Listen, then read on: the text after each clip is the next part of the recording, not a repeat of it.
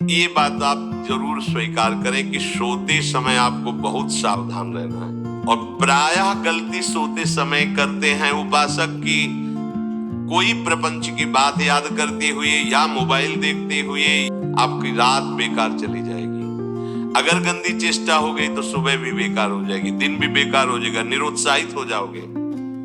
सोते समय आपको समय नहीं देना व्यर्थ चिंतन का। उसी समय विषय चिंतन होता है, उसी समय विषय भोग की आकांक्षा जागृत होती, उसी समय विषय देखने की इच्छा होती। मोबाइल है तो जिस समय आप अपनी शैया पर जाएं स्विच ऑफ कर दें। उसमें मैसेज घंटी आने का कोई भी रास्ता मत रखें। मान लीजिए आप उपासक हैं भगवत प्राप्ति की, 30-35 वर्ष ये नहीं था तो सब मर नहीं गए थे। और बोले इमरजेंसी, जब इसकी 30-35 वर्ष से पहले इसकी कोई रचना नहीं थी, मुझे लगता है, क्योंकि 30-35 वर्ष में ही इसका विस्तार देखा है। नहीं तो कभी किसी के पास मोबाइल नहीं। कोई बड़े अधिकारी तो इतना बड़ा हो, इतना बड़ा वाला हो, ऐसे रखते थे। नहीं तो मोबाइल तो हमें लगता है 30-35 वर्ष। तो फिर इमरजेंसी कैसे चलती थी? स्विच ऑफ करो। जो सब इमरजेंसी संभालने के लिए तैयार रात दिन न सोता है, वो हर समय जागृत रहता है, वो हमारा आराध्य देव है। स्विच ऑफ करो, चिंतन लगाओ श्री जी का। ये जो रात्रि के शयन के समय मोबाइल में इधर उधर दृश्य देखने हैं, अपने सर्वनाश का बीज बोना है। मान लो, हमारी प्रार्थना मान लो, ये उस समय मन आपको परेशान करेगा जब कमरे की सिटकिनी अंदर से बंद होगी। सबसे प्रार्थना है रात्रि के शयन के समय। तो बोले फिर ठीक है 10 बजे तक देख लेंगे मोबाइल, इसके बाद शयन के समय भजन कर लेंगे। होगा ही नहीं। क्या तुम देखना चाहते हो? प्रिया प्रीतम के सिवा और कुछ क्या देखना चाहते हो? वो तो सुभग सुंदरी सहज सिंगार, सहज शोभा सर्वांग प्रति सहज रूप वृषभानुनंदिनी। हमारी स्वामिनी जी की सुंदरता छुपाने के लिए आभूषण पहनाए जाते हैं। औरों को तो आभूषण सुंदरता बढ़ाने के लिए, यहाँ छवि के छिपाएबे को ऐसे के दास होके क्या देखोगे मोबाइल में? क्या देखना चाहे? वासना की क्रीड़ा, और तुम उस क्रीड़ा को देखना चाहते हो? परमार्थ के पथिक हो। देखना है तो प्रभु को देखने की वृत्ति रखो, अन्यथा मूंद लो आंखें। प्यारे, महान फल प्राप्त करोगे। सबसे प्रार्थना है एकांत में मोबाइल रूपी दुश्मन से बचो। क्योंकि जब आप गंदी बात कहीं देखोगे तो आपके अंदर वैसे ही चिंतन बनेगा, वो ऐसे ही लगेगा मैं भी ऐसा करूं, मैं भी ऐसा भोगूं, मैं भी ऐसा देखूं। मान लीजिए आप, जब हमारे शास्त्र कहते हैं कि पशु पक्षियों के मैथुन को भी नहीं देखना है, अगर ऐसा एक बार दृष्टि पड़े तो मानसिक प्रणाम करके दोबारा दृष्टि न देना। और आप मोबाइल में ऐसी चेष्टाएं देखोगे, कैसे आप भगवत भजन करोगे? कैसे भगवत प्राप्ति का उद्देश्य रख पाओगे? ये कलयुग की बहुत महीन चाल है, उसके बिना काम नहीं चलेगा और हम तुम्हें काम से युक्त कर देंगे। इसके बिना काम चलेगा नहीं, तुमको रखना पड़ेगा। और जब तुम इसे रखोगे तो हम काम अपना कर लेंगे। कलयुग ने कहा हम अपनी व्यवस्था बना लेंगे। यहां कह रहे हैं जब आप नींद में जा रहे हैं तो बिल्कुल मानो मृत्यु शैया पे जा रहे हैं। आपको उस समय नाम जप में बहुत ध्यान देना है, कहीं मन बहक न जाए। तो क्या होगा, 5-6 घंटे जो आप लेटोगे ना, वो भी भजन हो जाएगा। हमारा जो सततम योमाम स्मरति नित्यशा है ना, ये पूरा हो जाएगा। नहीं उस समय हम सो जाएंगे तो हमारा 6 घंटे का भी योग हो गया, 6 घंटे भजन रुक जाएगा। और ये 100% पक्की बात अनुभव की कहते हैं। यदि सोते हुए भजन करोगे तो जगते, कई बार तो पकड़ा है कि अगर आधे पद में बेशुद्ध हो गए तो वो पद पूरा जगते ही शुरू हो गया है। मतलब बीच में स्थिति भागवती की रही। जैसे बेहोश करते समय हमने कहा था जब ऑपरेशन की हमें बता देना, तो उनका बाबा अब इंजेक्शन लगाने वाले हैं, तो वो 1 मिनट हमें केवल दीजिए अपनी चित्तवृत्ति। तो जब होश आया तो वही पहले चिंतन चल रहा था, वही चिंतन। जैसे सोने के समय बेहोश हुए तो जगने के समय वही चिंतन, ऐसे ही इंजेक्शन से जब बेहोश हुए और जब होश आया तो वही चिंतन चल। बहुत बड़ा चमत्कार अभ्यास का है। नींद खुले तब से लेकर गाढ़ नींद आने तक स्मरण में कभी रुकना नहीं। और आपको एक छूट दे रहे हैं।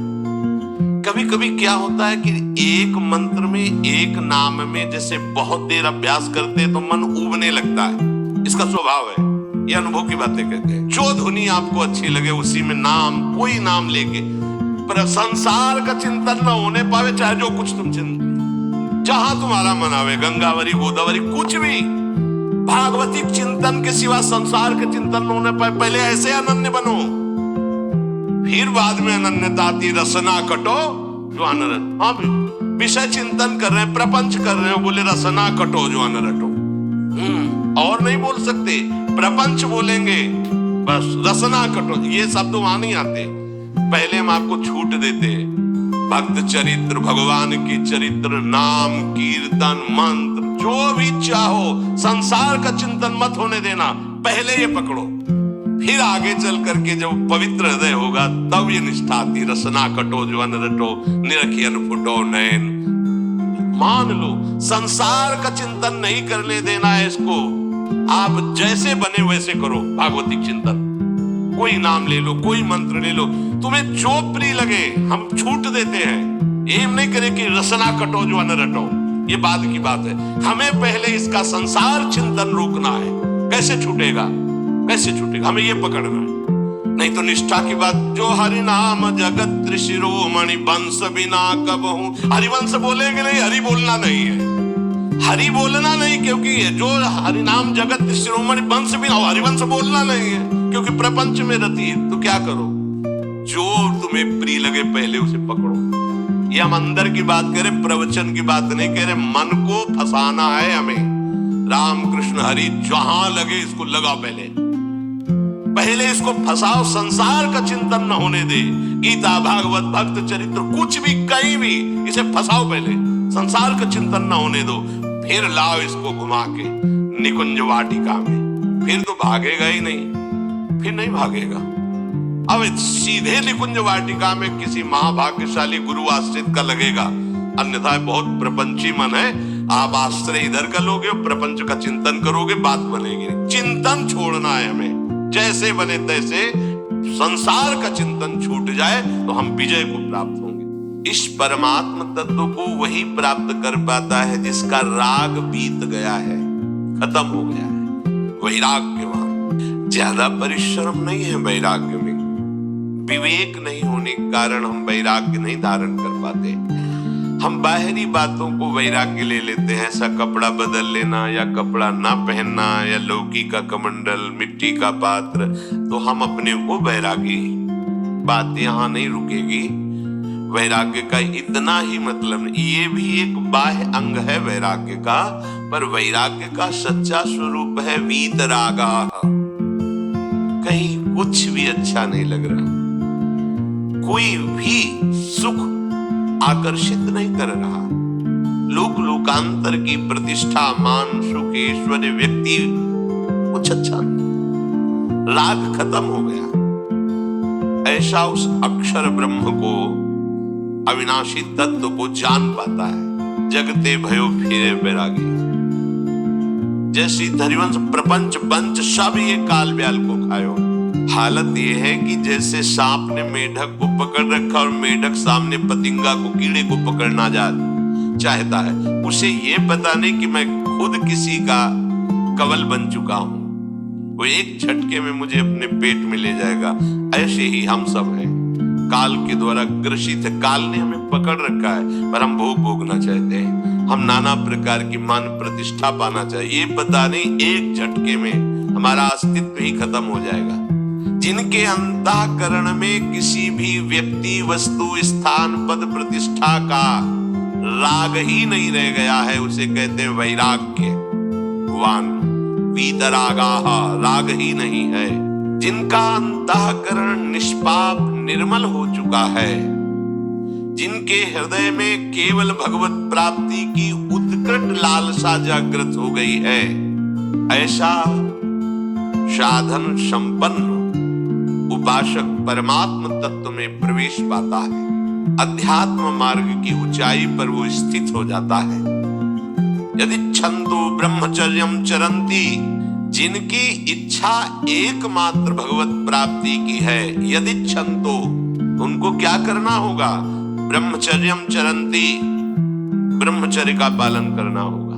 प्रत्येक इंद्रियों का निर्विषय हो जाना वास्तविक ब्रह्मचर्य है। केवल जनेंद्रिय से ही ब्रह्मचर्य को नहीं लेते। हमारी प्रत्येक इंद्रिय भोगों से रहित होकर भगवत अनुराग में नेत्र प्रभु को देखना चाहते हैं, त्वगेंद्रिय प्रभु को स्पर्श करना चाहती है, घ्राणेंद्रिय प्रभु के श्री अंग की गंध पाना चाहती है, श्रवणेंद्रिय प्रभु के वचन सुनना चाहती है।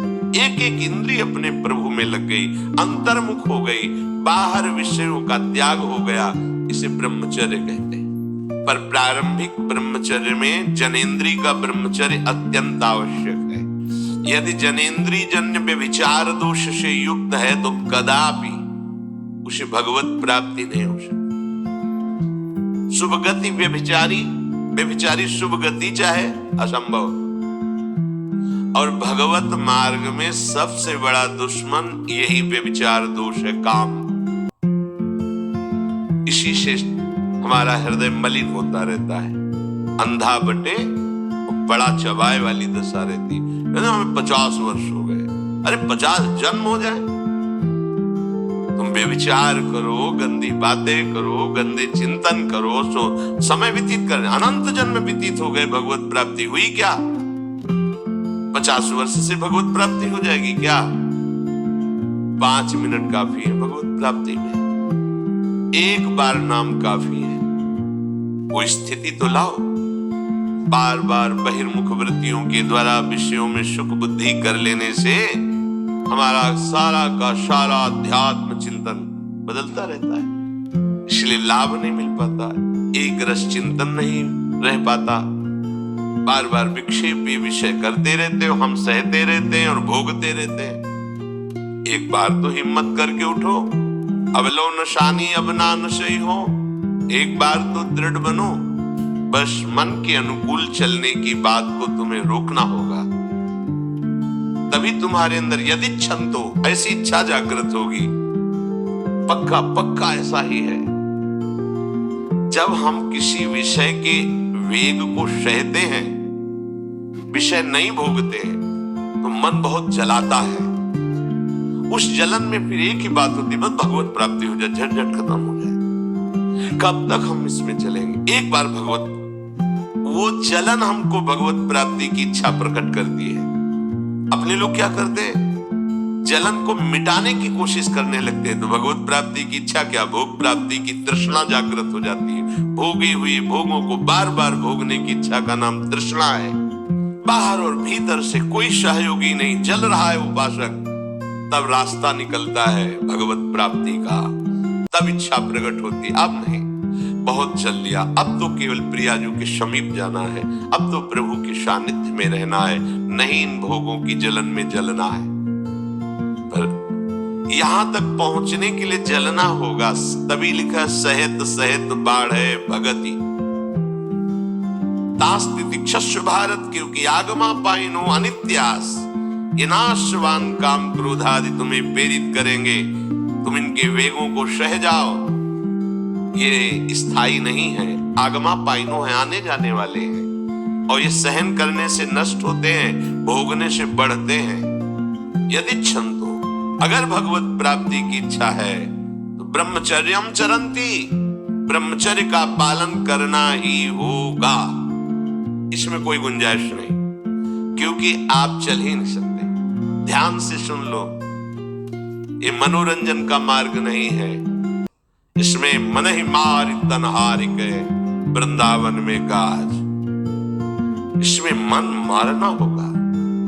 प्रायः ये मन को दुलार करने वाले लोग कभी भाग्य से सत्संग में भी आ जाते हैं, कभी श्री विग्रह के दर्शन करने भी मंदिर पहुंच जाते हैं, कभी तीर्थ याटन भी करते, पर इनका कोई लक्ष्य नहीं होता। आज सुन लिया सत्संग, बढ़िया है, लक्ष्य नहीं होता। यहाँ लक्ष्य वालों की बात हो रही। यदि छंतो, यदि तुम्हारी ऐसी इच्छा जागृत हो रही किसी जन्म में भगवत प्राप्ति करनी, तो ब्रह्मचर्यम चरंती, जिसके निकालने में तुमको सुख की अनुभूति हो रही, उसको रोकने में कितनी सुख की अनुभूति होगी। उन्मत्त हो जाओगे, बहुत जल्दी आपके सारे के सारे करण भगवदाकार होने लगेंगे यदि आप ब्रह्मचर्य का पालन करेंगे। शरीर स्वस्थ, हल्का, मन प्रसन्न, नींद आदि पर विजय, कितने गुण ही गुण। और ब्रह्मचर्यहीन आलस्य, प्रमाद, भोगों का चिंतन, मन का डिप्रेशन में पहुंचना, कमर में दर्द, टांगों में दर्द, सर में दर्द, घबराहट होना, बिना किसी कारण के मन भयभीत हो रहा है, भोजन अपच हो रहा है, बिना किसी प्रक्रिया के वीरनाश हो रहा है, बिना किसी प्रक्रिया के मृत्यु स्वयं स्वीकार कर रहे हो। ये मृत्यु है। चाहे भगवान दत्तात्रेय जी बोल रहे हैं या भगवान कपिल देव जी बोल रहे हो, जब उपासक को संबोधन करते हैं भगवत प्राप्ति के लिए तो कहते हैं कि इस भोग वृत्ति को साक्षात मृत्यु रूप देखो, ये मृत्यु है तुम्हारी। जब शरीर राग त्यागना है तो तुम शरीर से भोग भोगोगे तो आसक्ति शरीर की पुष्ट होगी, आसक्ति भोग सुख की पुष्ट होगी, है नहीं। कितने दिन शरीर रहेगा, कितने दिन भोग रहेंगे। विचारवान बनो। ब्रह्मचर्यम चरंती, ब्रह्मचर्य का पालन करो। उपासक जो ब्रह्मचारी होता है उसका खिला हुआ चेहरा रहता है, जैसे कमल खिला हुआ, बिना किसी कारण के उसकी मुख मुद्रा में प्रसन्नता होती है। जो ब्रह्मचर्यहीन होता है बुझा हुआ चेहरा होता है, तेजहीन, बिना किसी कारण के वो शोकग्रस्त लगता है।